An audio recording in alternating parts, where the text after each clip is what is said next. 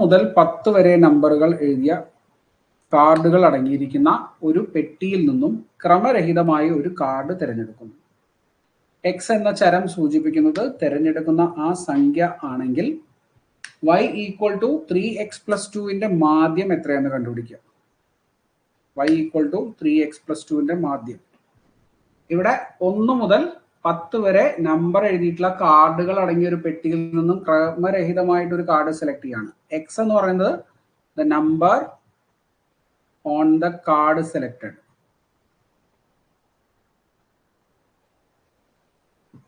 അല്ലെ?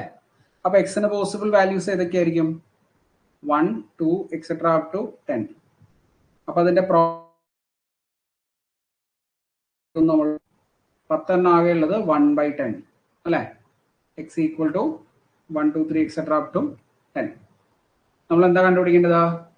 Expectation of y കണ്ടുപിടിക്കണം. That is 3 times x+2ന്റെ എക്സ്പെക്ടേഷൻ കണ്ടുപിടിക്കണം അല്ലെ? ഇതിന് എന്ത് പുറകെ എടുക്കാം? 3 ഔട്ട്സൈഡ് എടുക്കാം. എക്സ്പെക്ടേഷൻ ഓഫ് x+2 കോൺസ്റ്റന്റ് ആയതുകൊണ്ട്. What is expectation of X? എക്സിന്റെ എക്സ്പെക്ടേഷൻ എന്താ? n+1/2 അല്ലെ? 11/2 ശരിയല്ലേ? 11/, ഓക്കെ, അതിവിടെ സബ്സ്റ്റിറ്റ്യൂട്ട് ചെയ്താൽ മതി.